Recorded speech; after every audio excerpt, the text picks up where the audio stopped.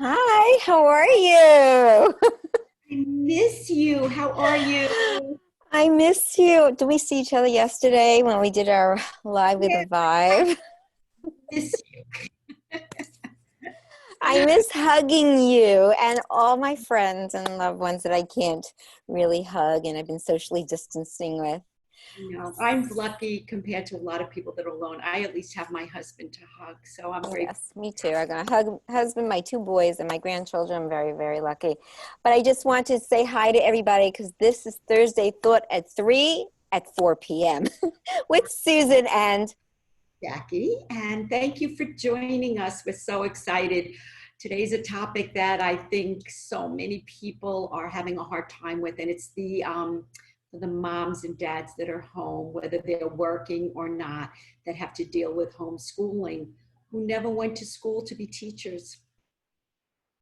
yes, and didn't It's rough. expect to become teachers. It's kind of like all the doctors on the front line didn't think they'd be fighting the war front and personal. But yes, you know what? What's also really tough is this technical difficulties we're having with Facebook Live. So we apologize to all of you for not being able to be there for you at 3 o'clock and again at 4 o'clock. But we decided to record. So Jackie, tell me about like what does the hazardous of homeschooling mean to you? Well, I mean, first of all, I could just speak about from a professional point of view, all my clients who are sneaking little texts off to me in the middle of the night because they can't talk during the day. They have their children home. How can you talk about your spouse that you're either seeking to divorce and they might still be in the home or with the children around? So having to go through this, and as long as there's no domestic violence, which I hope you all know where to go. If not, give me a jingle. I'll let you know.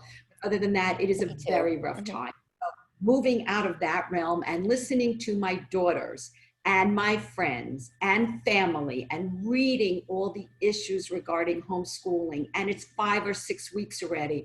And what happens if school doesn't open and camps don't open? Imagine being told you can go back to work and have nowhere to take your children. Yeah. And And school is, I mean, there's just so much right. going on. And then would you want to drop off your child at the nursery? No. Or at a friend's house? No. Or have somebody, a babysitter that you don't know come and work. It's a very, very, like you said, it's hazardous to this whole idea of homeschooling. Yep. See, my daughter, both of them have never been teachers.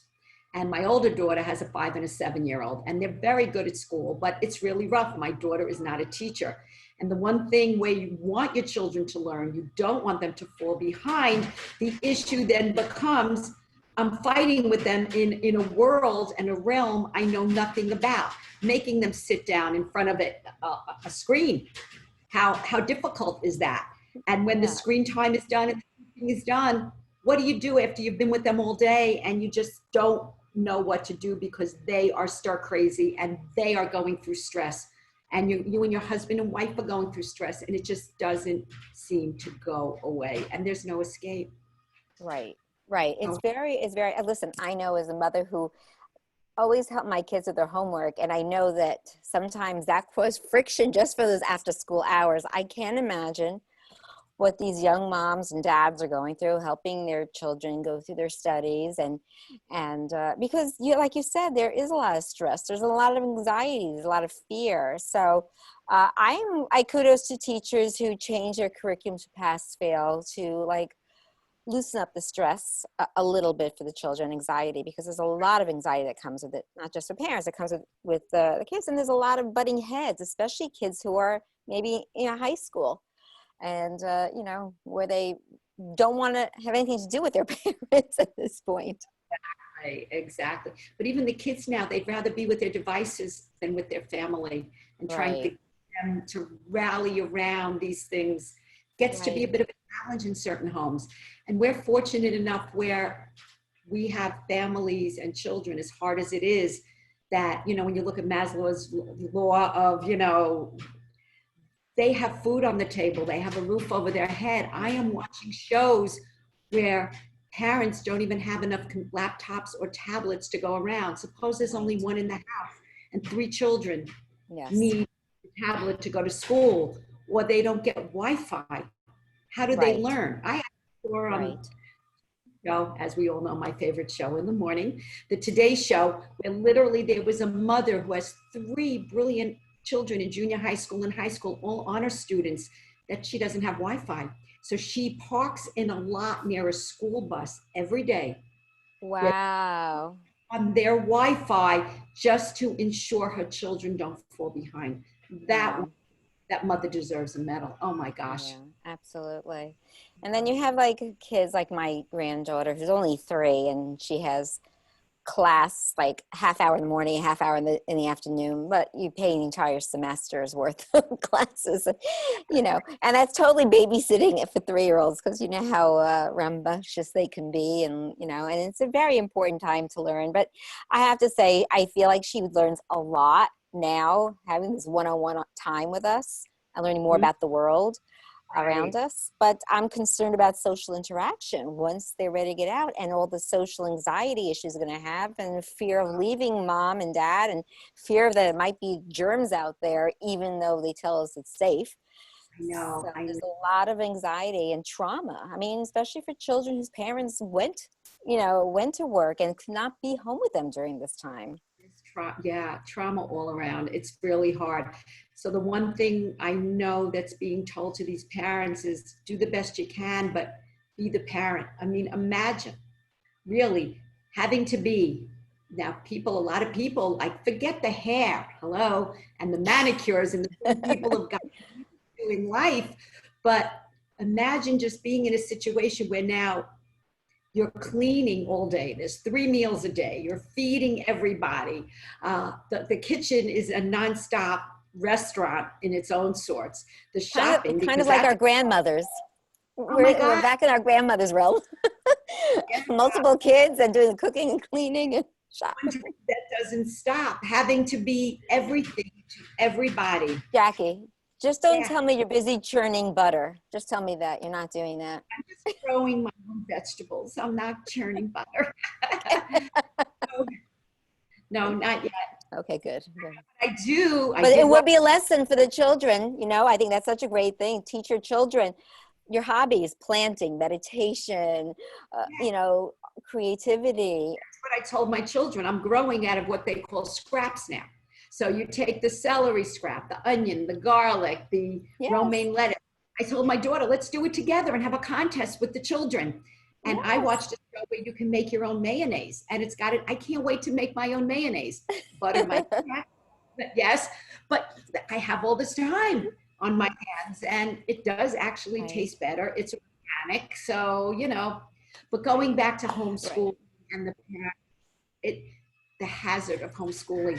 I spoke to my we call it Machatanista, the mother, the in-laws on the other side. I spoke to her the other day because she's alone, and I just wanted to check in and see how she's doing. And she is a teacher.